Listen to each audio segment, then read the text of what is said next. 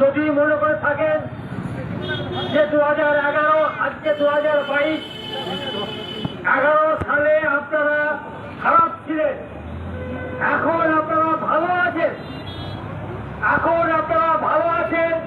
বামফ্রন্ট জমানায় আপনারা খারাপ ছিলেন। যদি এটা মনে করে থাকেন, আপনাদের অনুরোধ করবো আপনারা তৃণমূল করুন, তৃণমূলের ঝান্ডা শক্ত করে ধরুন, আমাদের কোনো আপত্তি নেই।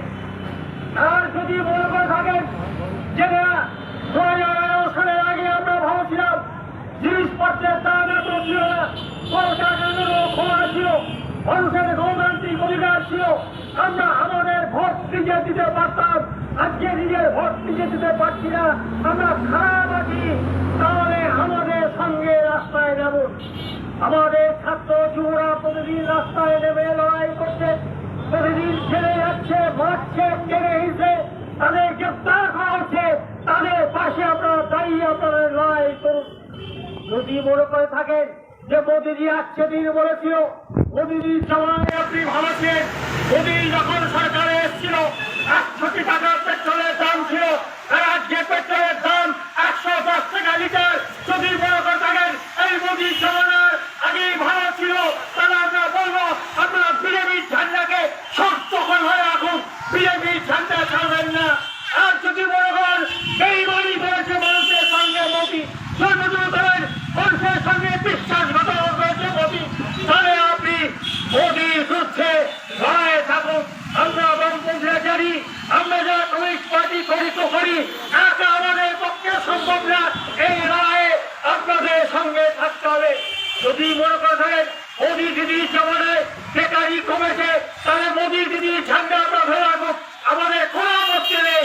আর যদি মনে করেন আপনার ছেলেটা বেকার, চাকরি কোনো সময় নেই, নতুন করে কোনো নিয়োগ হচ্ছে না, কেউ কাজ পাচ্ছে না, ভালো নেই আমাদের বাড়ি, ভালো নেই আমাদের প্রজন্ম, ভালো নেই আমাদের ছেলে মেয়েরা, তাহলে লড়াইয়ে থাকুন আমাদের সঙ্গে। মোদীর ঝান্ডা, মোদীর দিদি যে মিথ্যে প্রতিশ্রুতির ভাওতা ডাকবাজিটা চালিয়েছে মানুষের কাছে, তার সঙ্গে মিডিয়া যুক্ত হয়েছে, তার বিরুদ্ধে আমরা রাস্তায় আছি, সেই রাস্তায় থাকুন। আগামীকাল আমরা ধর্মতলায় থাকবো, রাস্তায় থাকবো, মিছিলে থাকবো, সমাবেশে থাকবো। যদি আপনারা নাও যেতে পারেন সেখানে আমাদের মানসিক থেকে নৈতিক সমর্থন আপনারা দিন, আমাদের শক্তি যোগান, সাহস দিন, দূরে দাঁড়িয়েও আমাদের কথা শুনুন, আমাদের বুঝবো যে দূরে দাঁড়িয়েও আপনারা আমাদের কথা শুনছেন, দূরে দাঁড়িয়েও আমাদের কথা ভাবছেন, দূরে দাঁড়িয়েও আপনারা দুঃখ যন্ত্রণা উপলব্ধি করতে পারছেন, দূরে দাঁড়িয়েও মনে করছেন এই ব্যবস্থার অবসান চাই, তাহলেও আমরা আপনাদের কাছে কৃতজ্ঞ থাকবো। কারণ একা বামপন্থীরা, একা কমিউনিস্টরা, একা ছাত্র যুবা এই লড়াইয়ে জয়ী হতে পারে না। যদি আপনারা আমাদের সমর্থন না পায়, আপনাদের শুভেচ্ছা যদি না পায়, আপনাদের আশীর্বাদ যদি না পায়, সেই আশীর্বাদ, সেই শুভেচ্ছা আপনারা আমাদের জানাবেন, এই আশা রেখে সকলকে ধন্যবাদ জানিয়ে আমার কথা শেষ করছি। ও আজকের যে সভা, সেই সভা আমরা শেষ ঘোষণা করছি।